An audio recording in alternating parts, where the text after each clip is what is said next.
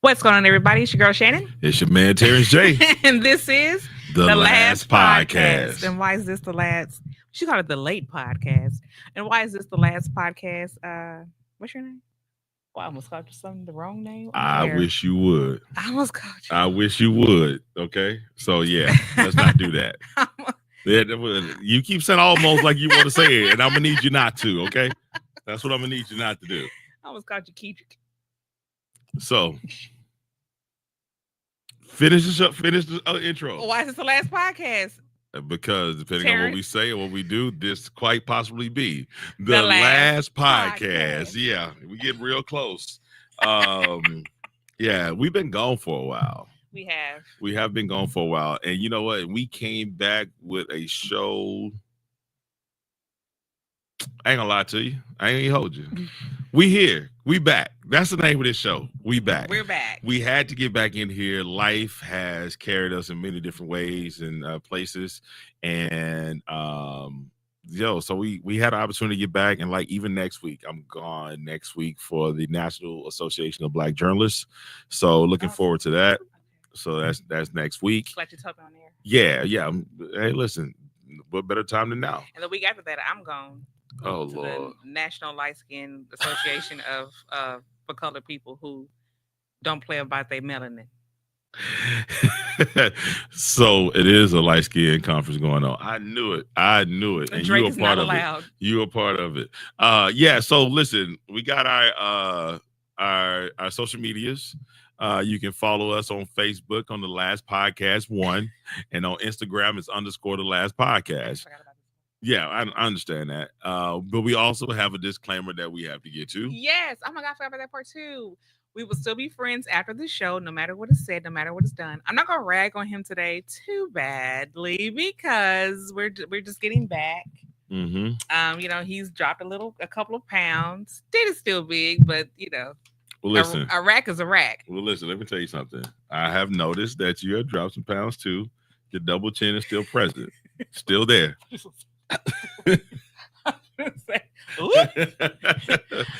Yeah. Okay. You still look like the gorilla from Showbiz. Which leads us to our unofficial disclaimer.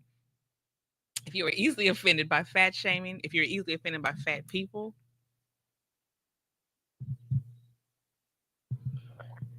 this show is still for you. Really? You gonna long pause me like that? Okay. All right. Long pause. All right. Let's go. Let's get it started then. Yeah. Yeah. Listen. We're here.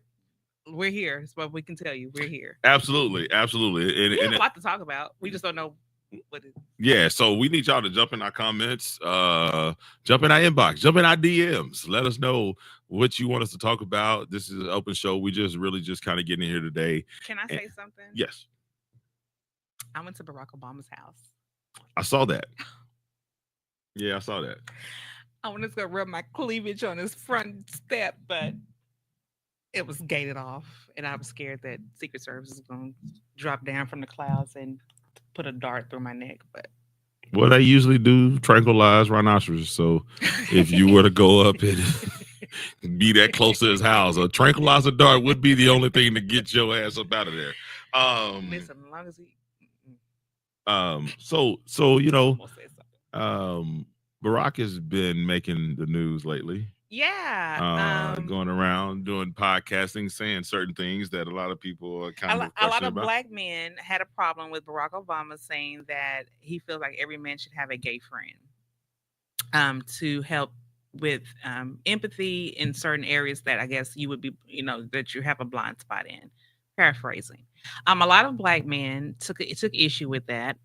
They say that Barack Obama has been pushing the gay agenda. That was his whole thing, was to push the gay agenda because he got all the stuff done for gay people. He didn't get anything done for Black people when he was in office. And, and of course, this argument is so stupid because, I keep asking, what was our agenda? What did we go lobby on? What did we put money and focus and time and effort in? Nobody can tell me anything. But I can tell you what the gays did. I can tell you what the Alphabet crew did and what they've been doing consistently. And It's taken them since the 60s all the way to 2006. That's a long time. Do we have longevity in the game, or do we go try to um, fit in with the oppressors? So, anyways, yeah, is that what you were talking about? You talking about something Yeah, else? well, that was one of the main things I was talking about, and I was like, "Boy, them checks still cashing from the LGBTQIA." I said, "He's still cashing them checks because that right there." Let me ask you a question.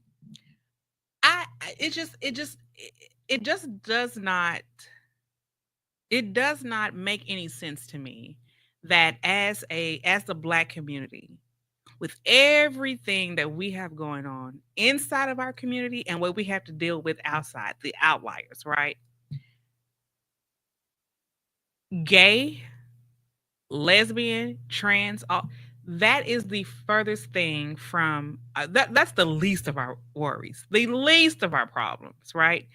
Um and because I personally, Jesus did not tell me to condemn you. He told me to love thy neighbor. He didn't say love thy neighbor if he looks like you, thinks like you, feels like you, worships like you, loves like you, learns like you, have the same amount of money as you.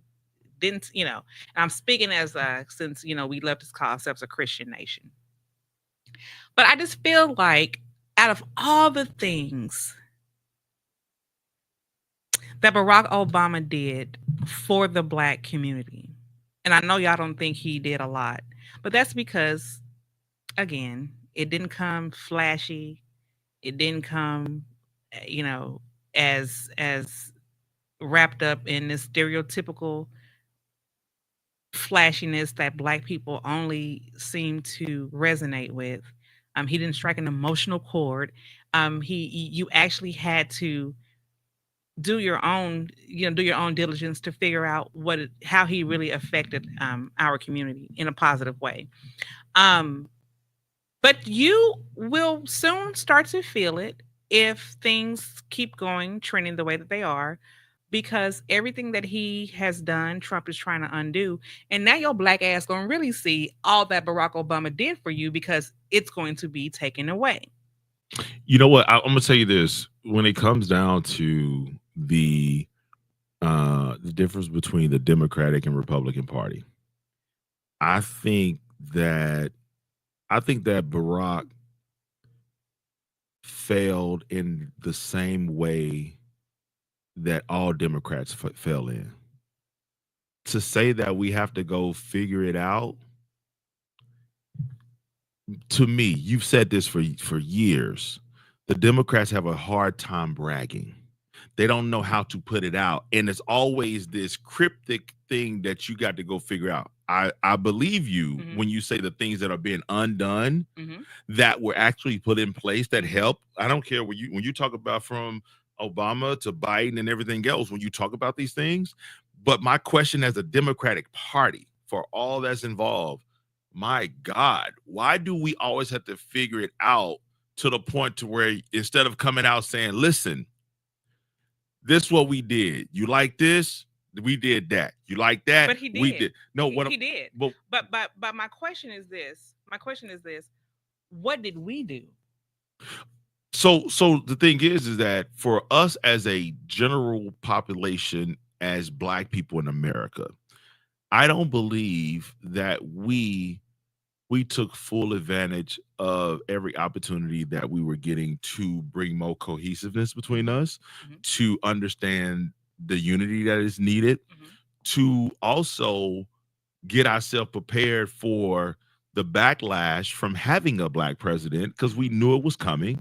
I don't think nobody predicted it as much as I was screaming from the mountaintops saying, hey, get ready. But there were some things that I think we could have done and prepared ourselves. When you say we, you mean us as a community, community of black people. I think we could have done some other things, but also you're right. What was the agenda, right? Now we started calling out Cube when he said he had the platinum plan and things like that. But my question is, where was our plan, right? Where was our money? Did we? Because I'm gonna tell you, we have said this for years. Elections are swung a lot of times by the amount of contributors that are people that are donating to these campaigns to be able to do advertisement and all this other stuff. And I'm telling you, without a unified front to say, hey, here's our dollar, this is what we want, you have to your agenda, you have to attach a check. Yep. And anybody who has an agenda with an attached check, they usually get their things done. Yep. We are usually sitting back saying, oh, save me, And in right? the words of my Aunt Pumpkin, money talks and bullshit run the marathon. I don't know what that means, but I love saying it because it sounds like it means something. And you are absolutely right. And I keep saying this because if we really wanted to learn, we would learn from the LGBTQ community. We would learn because they had and still have a unified message. Now there may be some infighting. I know that supposedly trans are treated differently. Whatever, but they keep that within themselves. We don't know how to do that. They put all of their money into themselves, into their communities. They stay on the agenda. They don't deviate far from from their goal, right? They don't allow somebody to come in and penetrate and put a bug in their ear, and then they become crabs in the barrel. And every time I hear somebody say Barack Obama didn't do anything for Black people, I always ask, what is it that you wanted him to do? Mm-hmm. And well, you know all these Black, but you're still not telling me what it is that you want him to do. Well, and Who usually lobbies? and, Who you, and lobbies usually for they it? usually don't have they don't have anything that say they wanted to do. And so, and I wanted to clarify what Fran said on there when he said bad choice of words. I wasn't talking about the job. I wasn't talking about the things that he did, and when he put in place healthcare, when he put in place all these different things and help Medicaid and all. That's not what I was talking about. What I'm talking about is there's something within the Democratic Party as a whole, and I'm not going to exclude anybody out of that, even former President Barack Obama. What The I'm saying illustrious. is, I'm saying that sometimes, man, you got in this game, you got to beat your chest, right? Well, and that is why And that stop is taking this moral high ground. right? Yeah, we And can't do that. I do agree with that because Republicans, they play very dirty, and they will throw out a lie, and they will all get around that lie, and they will puff up that lie, and they will be proud of that lie, and they will make their base, even though we all know what they're saying is a lie. They brag on their lies. They brag on their falsehoods, and they brag on it as if it's true. And Democrats will bring a pillow to a gunfight. And when there are so many great things that Democrats have done, as a matter of fact, and the Republicans have taken things that Democrats have done, put their name on it, on said it, it was said it's ours. out, right. If you had said it was yours, they couldn't have taken it. Fact. And that's what I'm saying. You got to get out there and be like, yo, we did this. They ain't did a damn thing. Yeah. And if you go out there and you talk like that, and you start to have people like, yeah, because what happens is he or she who labels first wins. I have said this so many times in conversations and arguments, especially since fact checking, nobody goes to look at it. No, it kills me because I'm like, go do your research. But watch this. I told somebody this the other day, and I said, I don't care what you say. I will stand on this hill. I think Donald Trump is an idiot, but I don't think he's dumb. No. He's not dumb by far. Watch this. I told somebody, I know that he don't know more about molecular structure than anybody else. But when he says, oh, I know more about molecular structure than anybody, I sometimes say, well, I wonder what he know. And I know he don't know. What I'm saying is the way that you say it, if before you go into second level thought and somebody says something, it's just like the police say, stop resisting. The first thing you say, oh, he must be resisting. When he says that over and over and over, it's like a horrible song that comes on the radio. Mm-hmm. And then all of a sudden you're singing it. You know, shout out to my man Juvenile. But when Hunt first came out, You an FIE, huh? I was like, I don't like this. And then here you go, you singing it. After a while, you're like, I like that song. It takes a while sometimes, but if you keep saying the same thing over and over and over and over, and he says, oh, nobody know more about energy than I know. Nobody knows more about this than I know. And his base, who are ready to grasp for any straws, they do it. And we sit here and say, well, if we just make sure we give everybody just the facts. And I want to let me ask you this question. Why do you think Democrats pulled well with the college educated voter and not so much with the uneducated voter? Because we have two different type of Americas. We have a one side of America feels like if you it's the I am this is our country, this is the real American country, the red blooded whatever. Mm-hmm. They see education and anything outside of Christianity, if you deviate outside of that bubble, they see that as elitist, or when you don't have a education. I don't want to say that. When you are not when you're not educated, and when you have not experienced other cultures and other people, you stay in this bubble, and you stay in that bubble for fear. That's why so many of them fear different nationalities and different religions, whatever. When you start to an educated mind is a liberal mind. That's the best I can put it. An educated mind is a liberal mind. Mm-hmm. The more educated you are, the more liberal you are, because you have been exposed to a whole different world. You've been exposed to different cultures, different thoughts, different behaviors, and you start to realize this person can still exist in the same space that I exist, even though we don't worship the same, even though we don't think the same. But I can learn from you, you can learn from me, and we can live in a very harmonious state. An uneducated mind who is ignorant to the fact on a whole lot of things will stay in that bubble. And Donald Trump speaks to the uneducated. He speaks their language.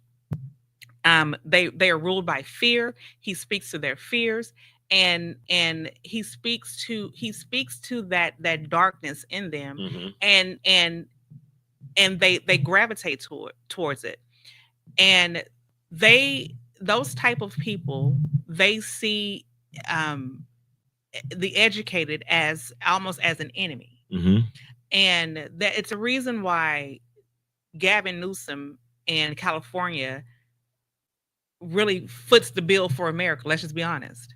You would think Texas does, but no, Texas takes a lot. 81 million, I believe. Gavin Newsom of California gives what? They had a surplus where they gave more to America than they took. Yeah. Yeah.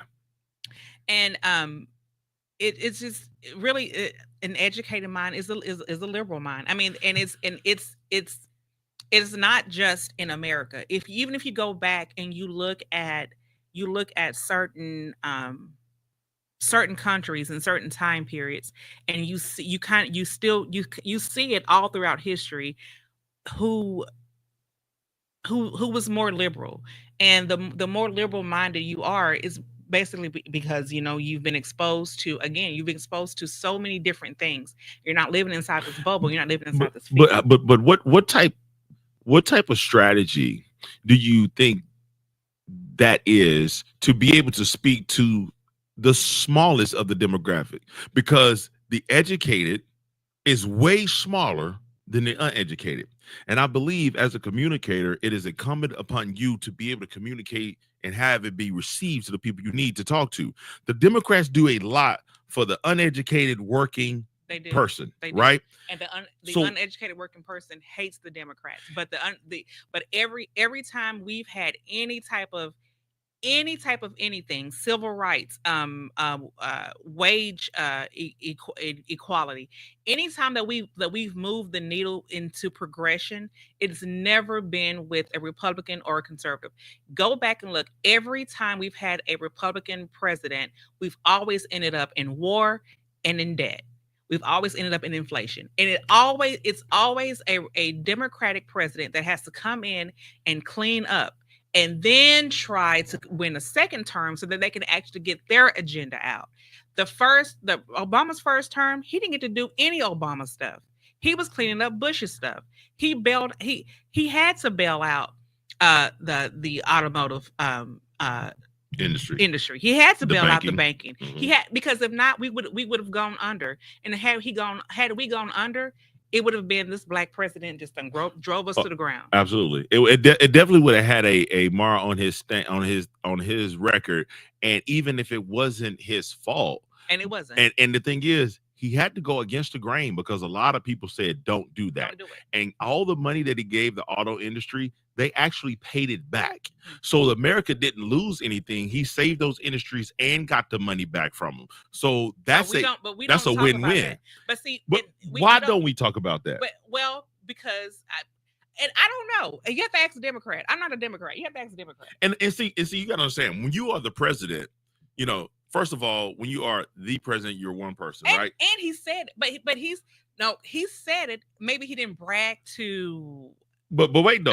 Understand what I'm saying? You're one person. At the end of the day, you're one individual, right? Although you're powerful in your position and what you have. But we have all of these branches of the government inside on the Democratic side that should have been like almost in a chant saying, yo, union workers, this and that. Let me tell you, these people are going to take away this, and look what we did, look what we did, look what we did, look what we did, to the point to where it's almost you're using the same formula that they're using to be able to say, hey, I did this. Yeah. And then guess what? Go take some credit from some of the things you think they did right. They do it because people don't fact check. And all you have to do is go out there and put out the best narrative. But here's my fear. My fear is, when you have the philosophy that you're going to be highbrow, you're going to be moral high ground, and your message is going to resonate amongst the people who are the most educated people in this country, I believe you are pigeonholing yourself into a corner, and you're not going to have the numbers to be able to outduel them in any general election when it comes to the presidency. If you don't change your messaging, if you don't change your the way that you get to and speak to middle America, because that's where you have to be able to get your votes from. But and Trump went right to them. But Barack Obama was able to do that. Remember? But Barack Obama was able to do it. And remember, all things lined up great for Barack Obama when he came in. First of all, as a black man, you had the energy from a lot of blacks and other minorities saying, hey, this is the first time we think we had a chance, because nobody really thought we had a chance with Jesse. This is the first time. Nobody. Which is why it was a Bush Dukakis. Yeah, so it was. So you had the emotion, and I've always said with Democrats, because it is a young minority-based voting, in a lot of cases, when you get that uprising from the bottom, you have to strike emotion. Barack was able to strike emotion. He had the smoothness. He was able to articulate things in ways that make people like, yeah, we can get behind that. And so what happened is Trump took his philosophy and went and said, you know what? I know how to articulate ways where these people can say, right, I'm going to get behind this. Right. And you got a chance to have those people really say, yeah, somebody is speaking to us, for us, and we believe in him. And my thing is, the Democrats have to do a better job at messaging. I agree. And they have to do a better job at bragging. Now, I will say this. And Patakios, a lot of the older Democrats, and I don't know if y'all, so much to follow in politics at the moment, but there is a divide in the Democratic Party. The young Democrats, particularly the women, AOC, Jasmine Crockett, I don't want to mess up her name, the young lady from Somalia, just to name a few, they are tired of the old Democrats. And they're saying that the old Democrats are just the same as the Republicans. They get it, they showboat in front of the camera, but behind doors, they're cutting these backdoor deals. Probably why Democrats really can't brag because they scared to be exposed. yeah. Republicans ain't never scared to be exposed. No, they're not. That's why they keep going down for child porn. But I think that there is a new class of young, energetic Democrats that are coming in that are women, and I think I if we stay on the trajectory that we are on, I think the Democratic Party will see a different type of look, because I love Hakeem Jeffries, but he's playing politics too. Because what happens? You gotten behind the guy's name in New York. Democrats are not, of course, they're not perfect. They have some shit that they need to really, really get together. But what's pissing me off is who is our candidate? That's another question, because you got to understand these things take time to start to get people behind you. And what we should have done, we should have been grooming our candidate. Yes. Time Kamala lost. Yes. It should have been, but don't Fox News her name like that. Kamala. Sorry. Let me tell you something. I was calling her Kamala when she was senator. When she was making grown ass white men cry. God, I miss her. I miss her when she was a senator. When she and Cory Booker used to sit next to each other and tag team. Man, I used to love watching Senate hearings. I used to send you a message to these boys. It's a good ass Senate hearing going on. Yeah, but so we don't groom that next guy, right? We don't have that next person in the waiting. I would love it. I would love for it to be Gavin Newsom, but I don't think he's going to. I think he's going to leave California. Well, I don't. You know what? I was wondering that, and I'm gonna tell you something. You talked about the different look for the Democratic Party, especially a lot of the ladies are coming in, and I said, man, that then poses a whole nother issue, because I don't think that I think you got to keep trying, but I still don't think the country is ready. And the reason I say that is because the country wasn't ready for a black man. But it happened. So obviously it was. What I'm saying is to swing that vote, it ain't the men. And listen, I honestly don't think that Kamala Harris lost the election. But to swing that vote, it ain't the men. It's the women. You got to get the women on your side. And there are still a lot of women who ain't ready to do that. You know what? I was so surprised at white women how many white women hate Hillary Clinton.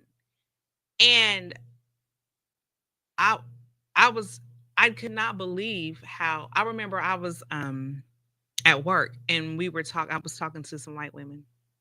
And this is when the election was when Hillary and Trump. And I said something about Hillary, and they were all, oh God, oh no. I was like, oh, y'all don't like Hillary? Oh my God, no, no. But they could never tell me why they hated Hillary. They just hated Hillary. And I said, oh, you hate Hillary because she's a Democrat. I know white women don't have sisterhood, so I don't know why I was expecting that. But I just thought it was so interesting how other women, especially white women, don't believe in other white women. We talk about, the whole thing with black women and black women, but black women have a sisterhood. It may be fractured. It's not perfect, but at least we do have some type of solidarity.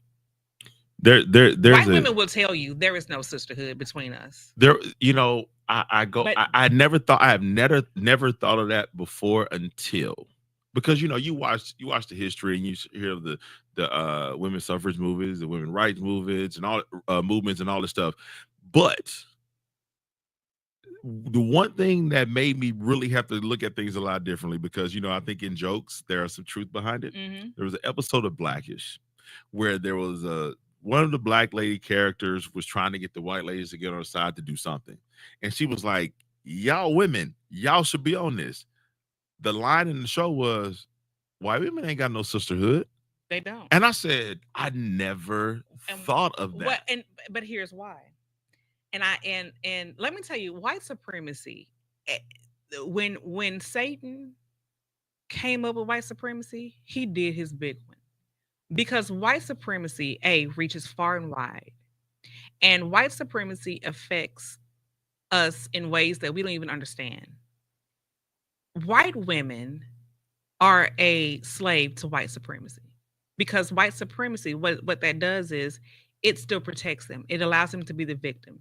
Yeah, they are still second class citizens, but they are more protected than anybody else other than a white man, and they feel like, I'm never going to be above this white man, so why don't I cement my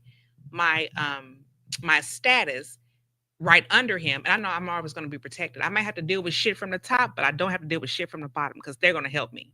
That includes because white supremacy and misogyny are like this, right? You can't have one without the other.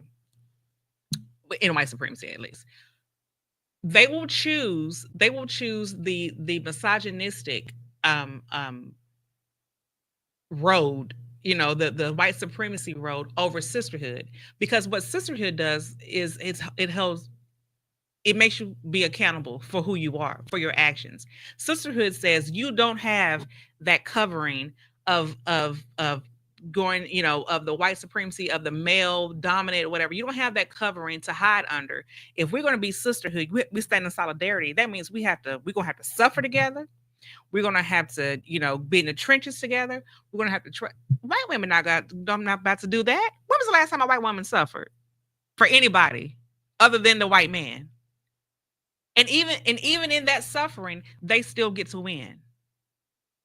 White women are not about to cut off, their good shit to come and be and sit in solidarity with another woman. Not a white woman, and they damn sure not gonna do it with a black woman. Now they sit on the sideline and say, I really want that. No, you don't. No, you don't, because it's enough for y'all to have that. It's enough for y'all to have that. Which is why when you watch The Handmaid's Tales, it makes you very pissed off, because it makes you think, why would women sit here and allow this to happen to other women? The same reason why the women on Fox News will sit up and say the most heinous things about rape victims to protect what? That white man. Why? Because that white man is their covering.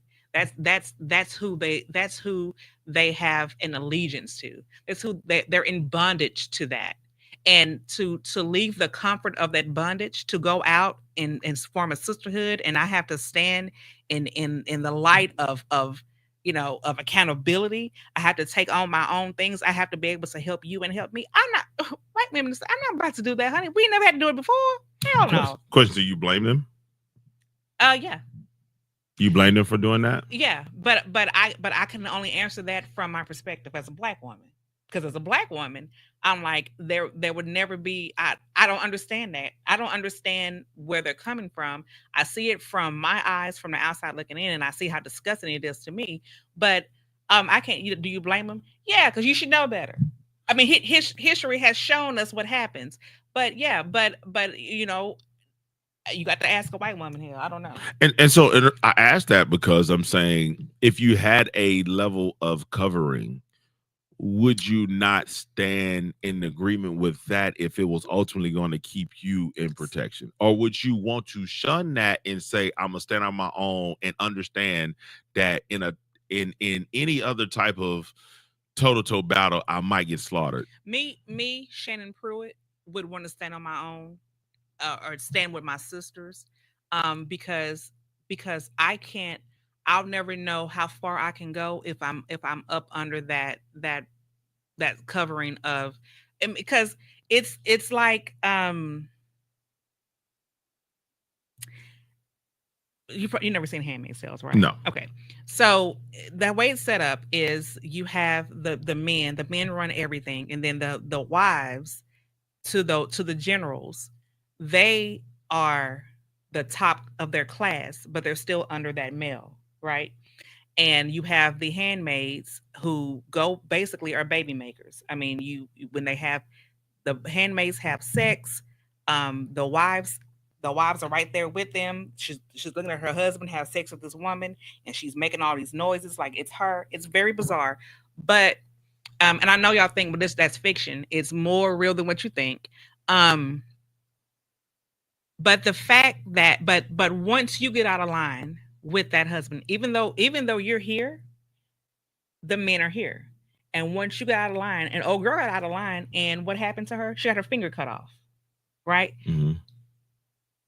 Sisterhood, you keep your fingers. You if I have a disagreement, if I have a thought that's different, I can at least I can come to you guys and I can say, hey, this is how I feel. I disagree or I agree with this without the threat of my life being taken away or something have me being maimed because I disobeyed the order from the man. But since she's up here and the handmaids are down here, she still feels some authority, and she's covered on, she can treat them any kind of way. She still has an authority over them, but there's authority over her. I would rather come from under that authority, stand on my own, and walk with my God-given purpose, as opposed to being protected by a wishy-washy ass, misogynistic male system that's set up to, yeah, if you are okay as long as you walk and talk the way we want you to walk and talk. Mhm. um and that's kind of how it is, and that's why white women really stick together in the, because when you hear these men say things, and you hear you see their actions, and you see that the women will make an excuse, the whole, well, they're just being boys, this is how boys are, this is how men are. That's You're a woman, and you know how that feels. You know how it feels to be, to be treated like meat. You know how it feels to be ostracized. You know how it feels. But you make an excuse, because you make an excuse to keep your protection, because you refuse to get from under it, and again, you stand on your own. That means you're gonna have to take accountability for a lot of shit that you do. You can't, if you cry rape, you're gonna have to make sure that you were raped for real. Because if I cry rape to this white man, if I'm a white woman, I cry rape to this white man, he don't give a damn if I'm lying or not. Mhm. If I cry rape to a group of women who are black, white, or whatever, okay, we, not to say we're not going to believe her, but there's going to start being questions. I mean, that's probably a bad analogy, but when you think about it, there are a lot of white women who cried rape and whatever, and white men will, I'm cheating. I'm a white woman. I'm cheating on my white husband with a black man. This My white husband comes in and sees me with this black man. What I'm gonna say? Rape. Absolutely. And what is he gonna do? He gonna kill this white man, and he may beat my ass afterwards because he knows I wasn't raped. But I still get to keep my protection. Mhm. White women are not gonna come from under that. They should. They tried, some of them, but for the most part, especially conservative white women, they're not gonna do it because their faith teaches them to stay up under their husband. So Well, yeah, and the conversation of the faith of stand up under your husbands is a topic for a whole nother show. it is. Which we probably need to get into that We will. and see what is that role, and how does that play out, especially like from the households to society. And and I think that is a good That's a show. good show. Yeah, from the households to the society, how does that role play out, and what is the role of the relationship, the man and woman all together under God, and and do we, and how many people challenge what we have said that we believe for all these years, Yeah. and what's the differences in that. But and the only reason I ask you, do you blame them, is because we all know that when you have the situations where they say, the devil is better than the one you don't, right? And you have a little bit of protection to say, okay, cool, I'm here. Um, and I know this is going to keep me protected. This is safe covered. Life is easy. I can stay here. I you know, you're right. From your perspective, you're like, no, let's not do that. Yeah.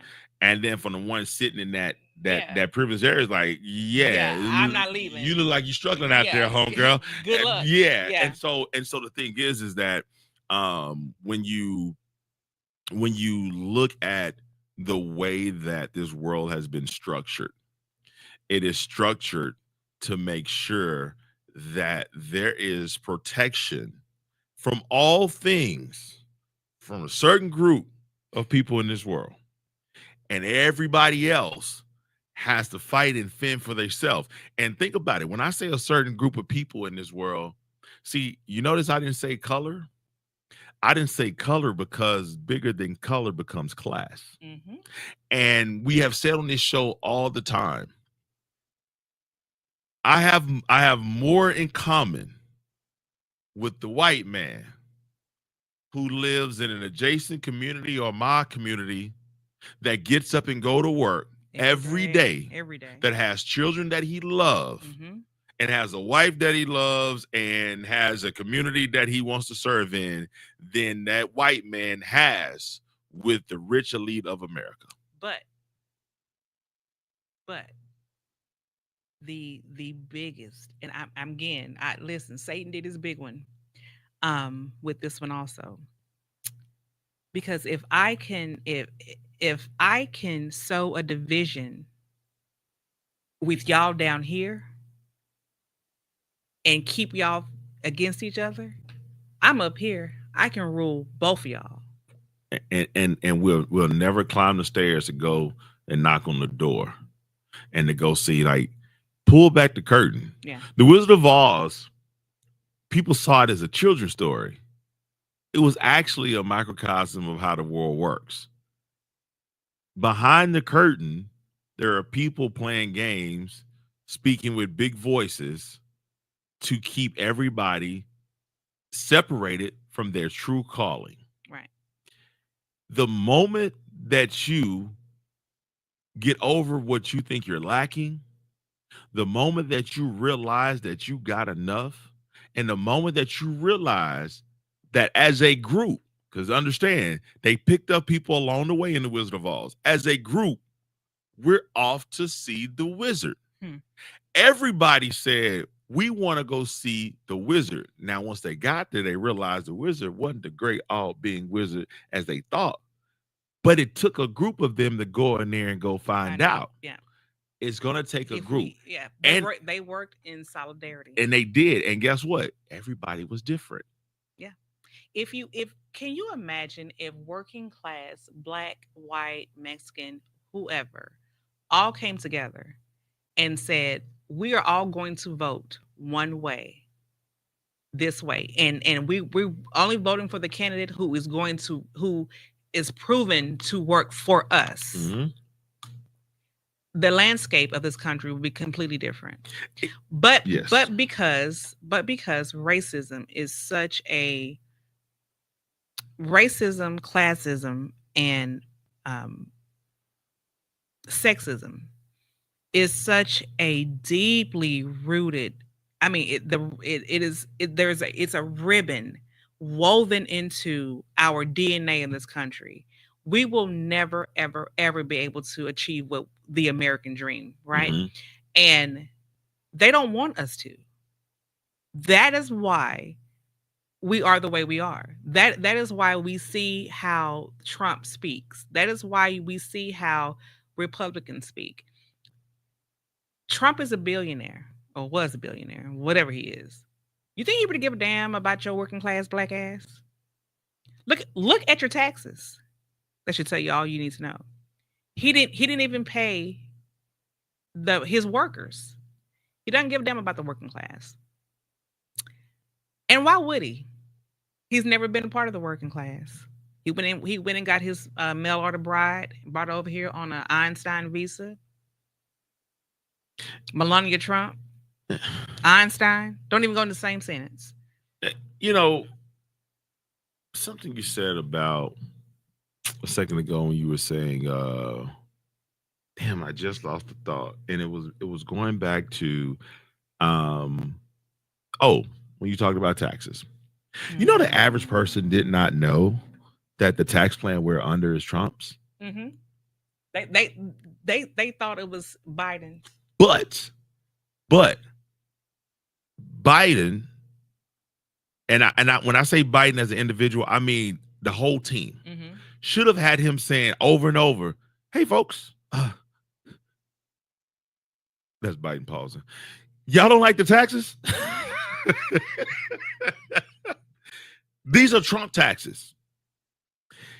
You think you're paying a lot in taxes right now? I know you're blaming it on me, but these are Trump tax policies, and they expire in 2025. And if you vote him back in, understand if you hate this policy now, and what happens is because you think the taxes are bad now, and he's waiting for his next the next tax cuts to take place after the midterm. Yes. And when all these little things that got dangled in the mix, when he started talking about, oh, we're not going to tax your tips and we're not going to do this overtime. Understand this is temporary, right? This is something just to get you reeled in, because understand the tactic of Donald Trump. You come out with it as a shock and awe. Then you rescind it. Everything is at 90 days, 90 days, 90 days. TikTok was supposed to be so goddamn, how long ago? It's been longer than 90 days. And we knew that was a lie. But that's why when everybody deleted it from their phone, I'm like, y'all are so like. But understand this. Understand this. Humans get on my nerves. He throws it out. He gets you riled up. He pulls it back. And as he's pulling it back, he's placing something else in his place. Yeah. And you're not watching a sleight of hand. And then, because what he knows about the human being is you're ignorant. You're ignorant. And once I take it out of your sight, you will forget about it. You will forget that I said, I'm going to do such and such, such and such. And then we're going to table this for 90 days, because he knows your attention span is not going to stick around for that long, because you're going to be on to something else. And because we are a microwave society. One of my biggest problems with myself is that I expect everybody to know all the stuff that I know. And I'm like, well, if I know it, surely you should know it, because where did I find it? I go and research and I look and I share a lot of stuff. And so I get so surprised, again, like you said, when people don't know that the tax code that we're under is still Trump's tax code. And maybe I know it because it affected me. It impacted me drastically. Right, TJ? Yeah, it did. Definitely did. Yeah. He should know, because I hadn't cried on his phone a million times. And I should need Mona's number, please. Thank you. Gotcha. I'm back in tax trouble. But shut up. I will say this about Barack Obama. And I'm not comparing Barack Obama to Jesus, so don't go there. But when I think about Barack Obama and who he was and how significant he was, I think about how the Jews missed Jesus, right? The Jews missed Jesus because they thought Jesus did not look the way they thought he was supposed to look. Jesus came looking like an old regular person, right? And he wasn't flashy and, like they thought a king or, a king should look. And Barack Obama came in, and Barack Obama said, this is what I'm going to do. I'm going to do this. I'm going to do that. Barack Obama never said, I'm going to do this for Black people. Have you ever heard him say that? He did not. So when Black people say he didn't do nothing for Black people, what did he ever say he was going to do for Black people?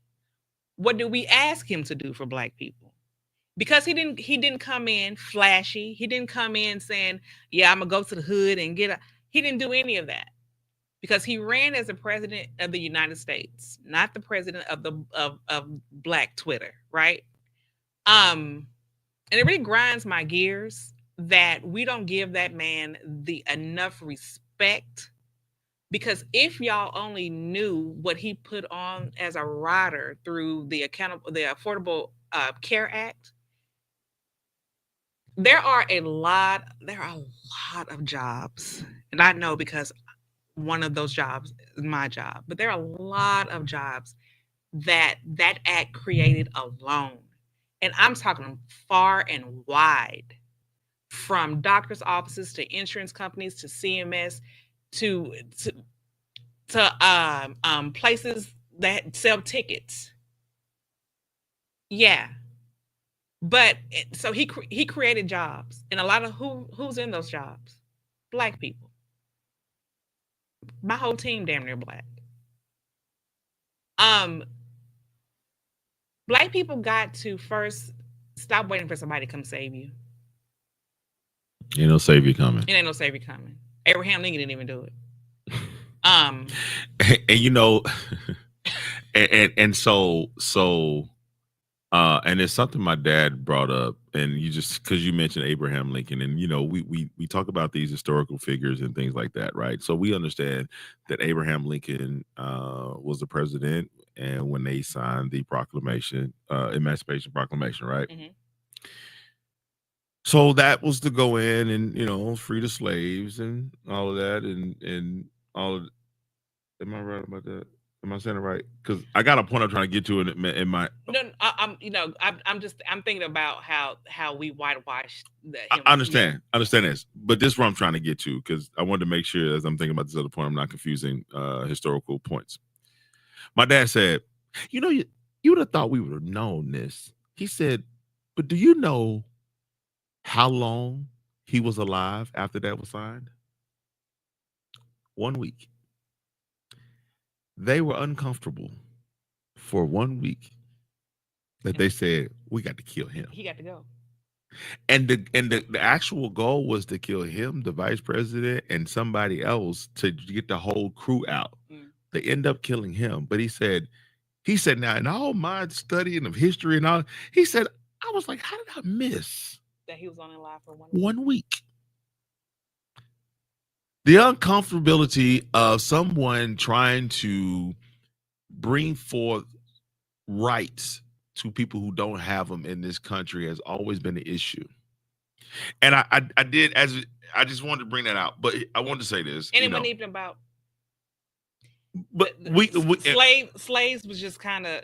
It was all about money. Slaves was an unfair advantage for the South. For the South. The working white man in the North said, hey, how can we compete when y'all getting free labor? And what happened was it really started with the bloodiest battle we ever had on our soil, supposedly, when Missouri and Kansas had that fight, right? Had that battle. And all these other things start trickling through. But it was because the North was like, hey, y'all need to share some of that bounty. And the South was like, get y'all own damn slaves. Y'all don't want to be morally high, you know, this moral high compass. No, these niggas is working for us, and it's working for us. They working for us, and it's working for us. And it's working for us. And they were like, no, we need that money. And the South was like, no, we keeping out your coins. And they were like, okay, well, then they said, well, we're going to concede from the union. Like, hell, you will, because if you concede from the union, y'all taking that money, and we need that money, Yeah. And couldn't have you doing no secession. We can't do that. Like Texas want to succeed. Texas, how you gonna succeed in we in a deficit? Anyway, Jesus. I'm really tired of America. I ain't gonna lie. So we started off one way. We never really got into it. I want to circle back real quick before we go. And you were talking about how a lot of Black men got mad at Barack. This is how we started. We'll close it out with this. You say they got mad at him for and I don't like you said, anything with the LGBTQ is the least of our worries at this point, right? I just think that when men said, men need to have a gay friend to learn what again? And I can tell the ones who didn't even look at the full podcast and hear everything that he said, because of course it was taken out of context and used to push the narrative again that all Barack Obama cared about was gays. But my question is, and what What's the problem with him only cared about gays? Are gays not worthy to be cared about? Well, I think the thing is that I think black people as a whole have felt Are homophobic? no, I think they have felt that nobody has Cared about them? specifically came in and said, I'll stand on the hill and say your name, right? Hmm. And people want to hear their name called because then you can't dispute where it was, where it came from. Can I say this? What? It cost to have your name spoken. It does cost to have your name spoken, and that is a absolute It costs true to have your fact. name spoken, and for us to And for us but to act like it costs one or two ways. but for us to act like Barack Obama has never said anything about black men specifically, for us to act like Barack Obama has never spoken, had a platform or a forum where where he addressed what was going on with black men specifically, for us to act like that Barack Obama, a black man himself, married to a black woman with two black daughters, has never said anything about what happens when black men are stopped by police. For us to act like he didn't speak up about Trayvon Martin. For us to act like he never spoke up about Mike Brown. That's his name, right? Yes. There's so many of them is sad. Um, so we're not going to sit here and act like that conversation has never been had, right? And nobody looked at the context of the conversation from the podcast. And if it sounds like I'm biased, I am, because I don't play about Barack Obama, right? What was the context of the podcast? I don't know. It was him, his wife, I know. Michelle. So what was the context of that statement? I gotta go back and look at it. I forgot how it started, but they were talking about empathy Mhm. and how there, and there's an absence of empathy in the world completely right now. But he was saying, maybe it is good for a straight man to have a gay friend, so that you can be able to empathize on things that you have a blind spot on. And I don't feel like I don't understand why it was such a problem, because are we not past that? I know we're not, but are we not past the point to where we have a the person in office right now is, I can bet my salary that he is a child raper. As a matter of fact, there are several women who have gone on record under oath that stated that Donald Trump raped them while they were children. So are we not past what? Are we not past the point to where if somebody says something about if somebody of nobility who's black says something about gay people in a positive way, that we have to take it and make it something so ugly and so egregious and say, well, what about us? Well, okay. One, I will full disclaimer, I did not go back and check out the whole podcast or find out what the context of it was. I heard the one clip like everybody else heard, right? I'll tell you my issue and my issue with the whole thing. I think we have totally missed the mark when we say or we think that who somebody sleeps with should determine anything. When you say go have you a gay friend, why are we highlighting that person's private activity, if I say so? Because ultimately, when we talk about somebody who is gay, straight, lesbian, whatever the case may be, it is basically that determination is based on what? Who they decide to sleep with, right? Mhm. And to give almost, and I know I'm I'm exaggerating when I say this, but to give somebody a superpower because whoever they decide to sleep with, I think just as a society, I think that's where. I don't think he's saying because you sleep with men. I think he's saying because a gay black man has to deal with more than, I guess, has to deal with more hate than a straight black men. And I'm not trying to put words in his mouth. Does he have to deal with more hate than a black woman? Okay, yeah. But you have talked about how much hate black women take on, right? Yeah. So, but a gay black man and a gay black woman has to deal with more hate than a straight black man and a straight black woman. Are you not in agreement with that? I don't know, because you know why I say that? Because I don't know what you are until you show me or tell me. You can't operate with anything but a black woman. No, what I'm saying is you can't operate as anything other than a black woman, right? Mm-hmm. You have met people and later on found out whatever their sexual connotation or whatever it is, right? You can look at somebody straight out without even knowing them and say he's gay. You can look not at, all the time. No, but, you cannot. You cannot. You can look at a gay person who is outwardly gay and say, okay, this person's gay. If that's the case, it wouldn't be a lot. It would. If that's the case, it would not be a lot of women that got men that they said, "Dang, I didn't know he never presented himself that way." I'm not saying that. We're not going to sit here and act like there aren't openly gay black men. True, there are. So that's what I'm saying. You can look at somebody who's outwardly gay, who's living their life as gay, and be like, okay, you can tell this is a gay person. Yes, right. That's what I'm saying.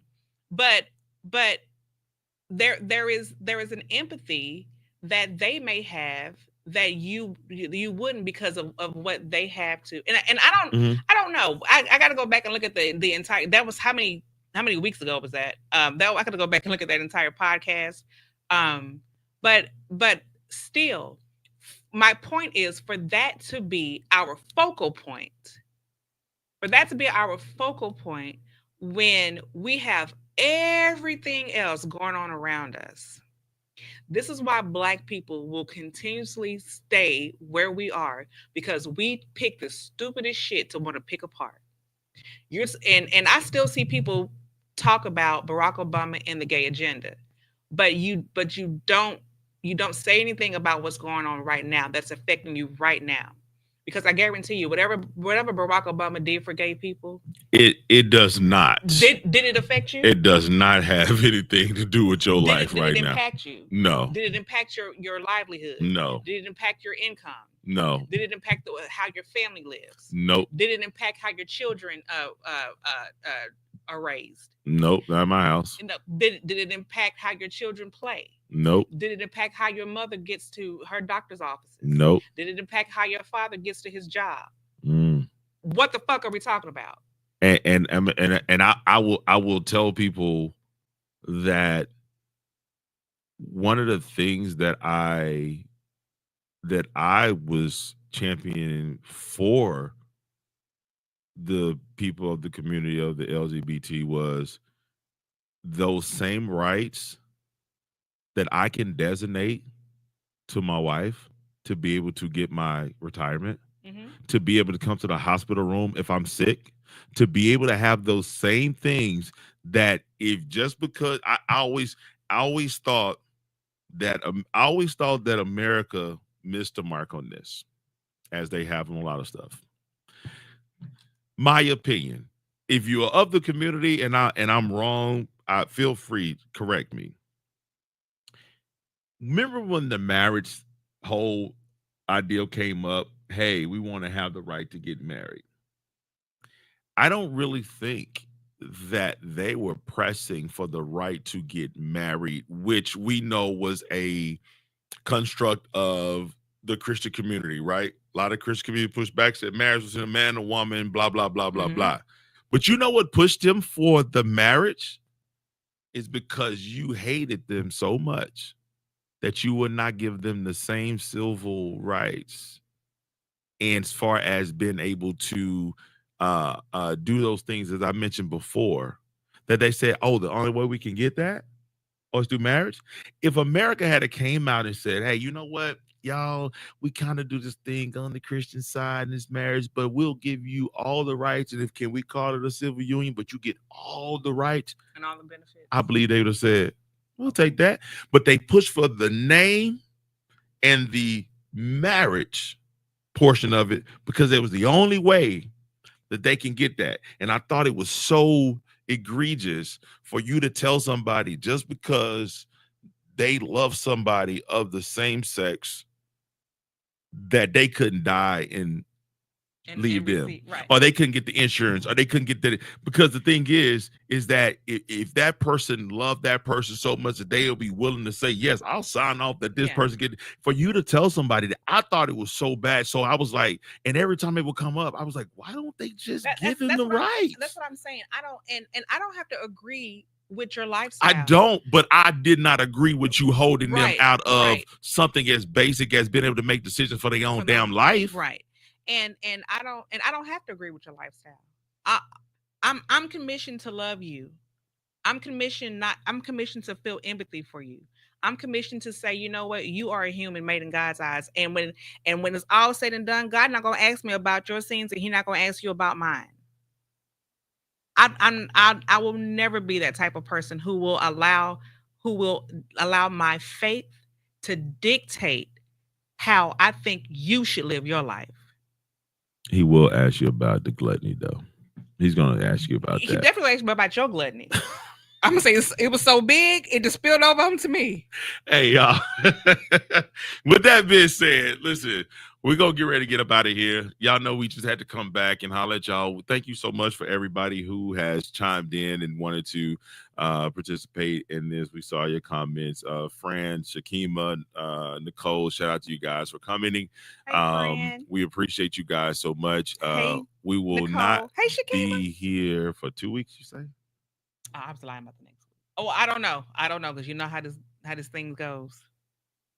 Playing my emotions. I am. I know you playing my emotions, Smokey. Hey, listen. Hopefully, because next week NABJ for me, I'll be in Cleveland for the National Association of Black Journalists. We will not have Donald Trump there this year, thank God, and because that was a whole debacle last year. But that being said, hopefully I'll see some of you guys out there in Cleveland. And I think that's it. You got anything else before we get out of here? Nope. I do want to say shout out to Malcolm Jamal Warner. We lost Theo. There's only been 2 celebrities that I cried when they died, and well, he's the second one. Because he was our brother. And I remember my brother Vincent, my personal superhero. Don't tell him I said that.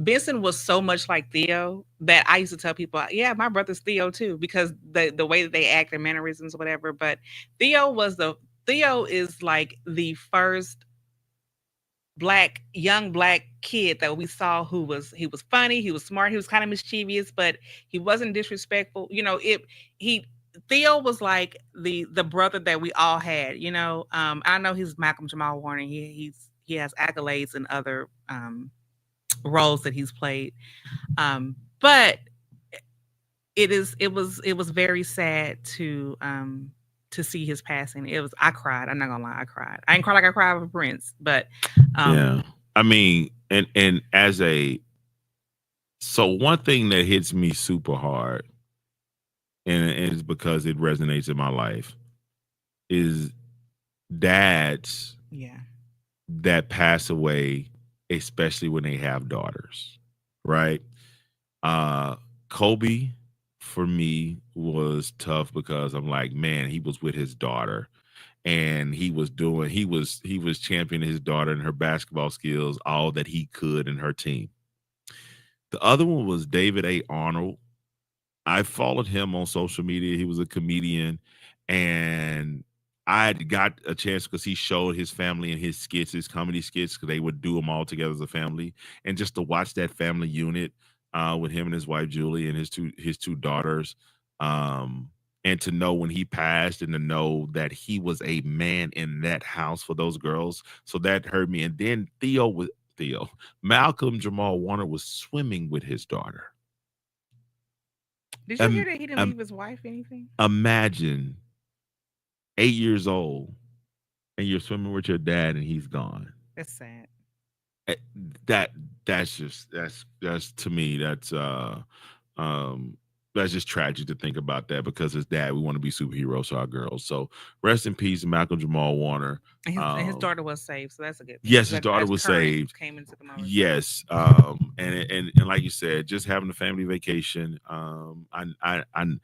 I know somebody who had gotten real close with him over the last couple months, and he said, "Man, he told me about this vacation, told me he wanted to go get away, and he was like, to hear of his passion, it was like I knew all the details of this, Yeah. and he was like, it just, it just crushed him. So, rest in peace. And like you said, Who man, else we lost? Somebody else. it was somebody else, but I can't even think of it right now. Somebody else I saw, and I was like, wow, this person's passed away too. But This out of the catalog. okay, so like I said, rest in peace. We won't be here next week. Hopefully, we will be back next week here on the last podcast, if this was not The last podcast.